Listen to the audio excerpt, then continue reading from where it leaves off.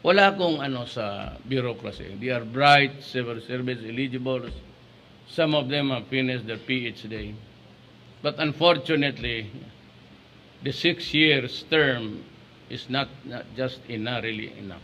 Uh, I am ordering the freezing of all section department units of the Bureau of Customs out.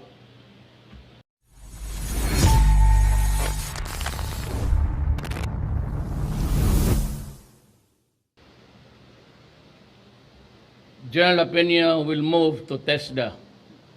I will promote you to a cabinet member position. That's a General Jagger Guerrero, you are to move to the Bureau of Customs.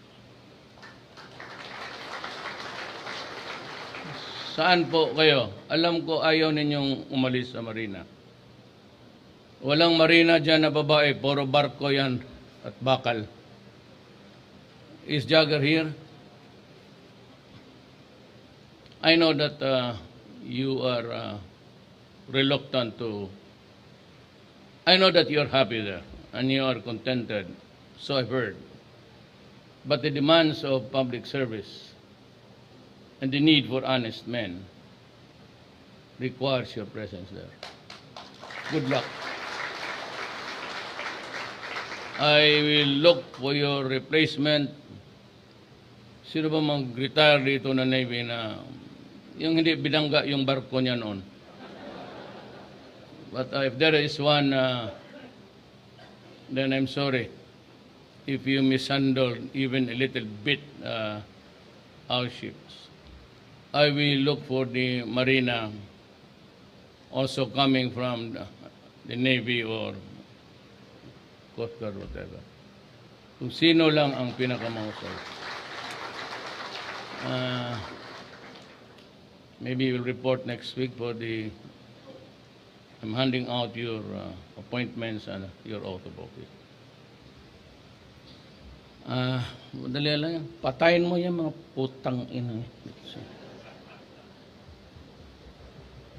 Hindi mo madala sa istorya, ihulog mo dyan sa. And there will be some minor revamps downstairs. Hihintay lang ako. Rolly is I think happy with the DSWD. Yun lang ang maano ko. But, you know, I said, it might be a redundant thing almost to, baka ayaw maniwala, nobody would believe us because we utter it every day. But if there's anything that I would like to leave something, I mean just a little bit, it would be we cannot stop it actually, but we can reduce it to the barest minimum. So, Sid, yung trabaho ng TESDA, it's quite something of it could be messy at times. But I'm sure your training as a military man, just like Dragar, would augur well for the country. And that's the reason why I said time and again, I have nothing against the bureaucracy.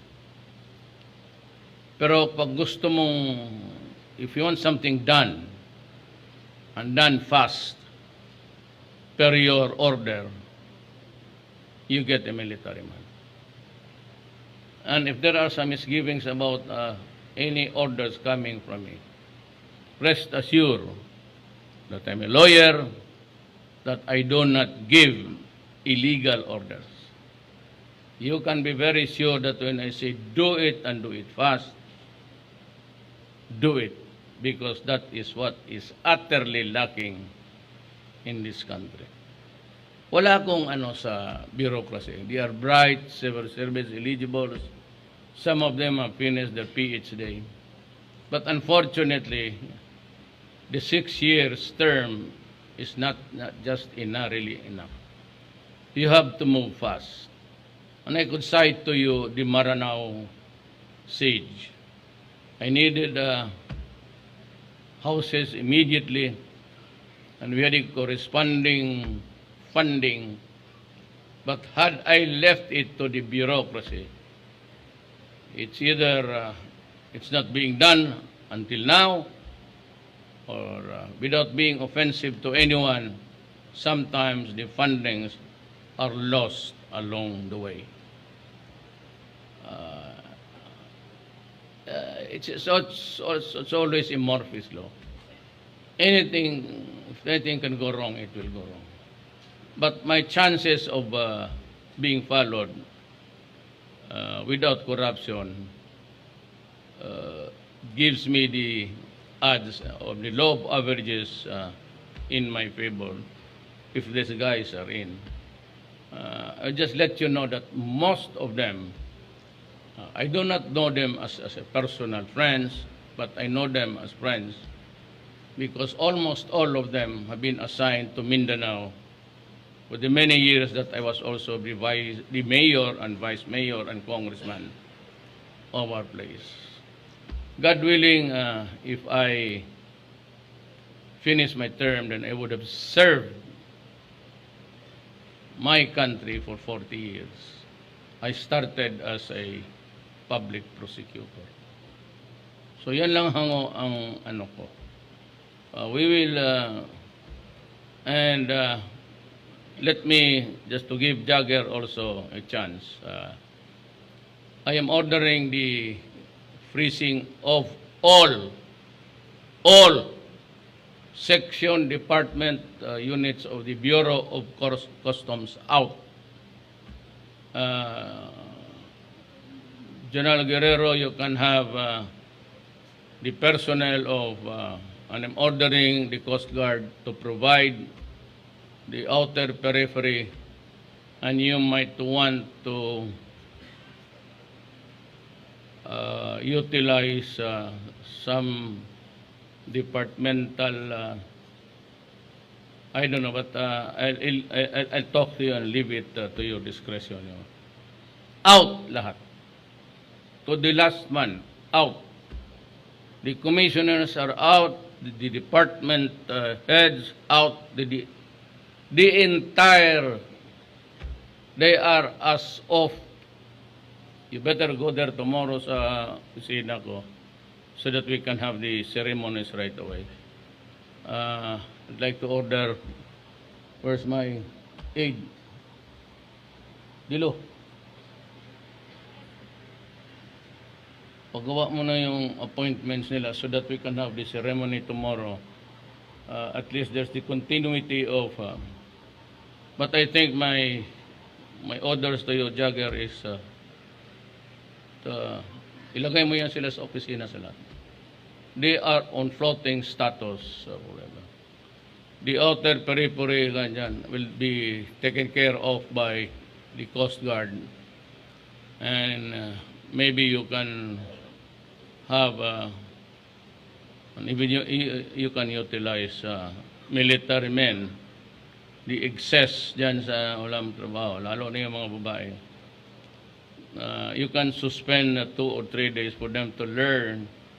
Hindi naman mahirap yung X-ray niyan. If you are corrupt, the no amount of X-rays that's there filled with above, you can never see it. But kung hindi ka corrupt, makikita mo talaga kung anong, what's the Tagalog for hulagway? Ha? Anong Tagalog ng hulagway?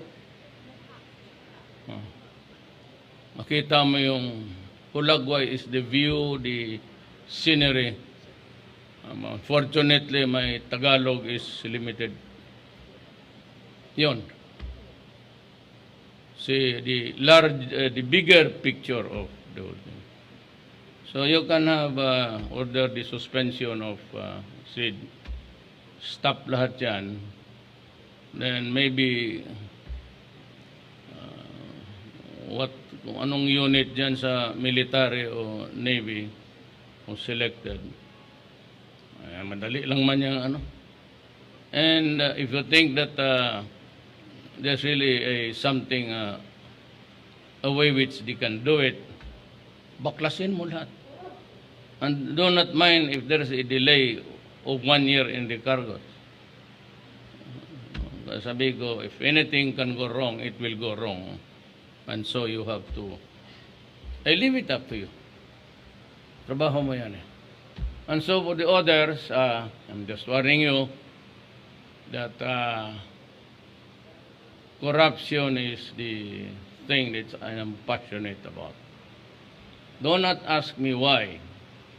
But if you ask me why, I will tell you. I started as a prosecutor. During Marcos's time, there was yet no ombudsman. So the prosecutors were limited to a few. I was one of those coming from Mindanao who was designated as special Tanod Bayan prosecutor in addition to my being a regular prosecutor of Davao City Prosecution Office. And to me, I would consider the height of, if I were also to face a court, a graft court facing charges. And I would not like that to happen to me or to you. And to you because you're imbued of love of country and the fact that we are here to help our people.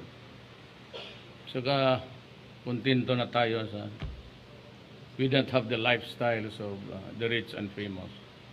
I mean, even if we have the money, it doesn't fit us, it doesn't look good. As a matter of fact, it's ugly. So let us be content with what we have and work for the benefit of the entire Filipino nation. Thank you.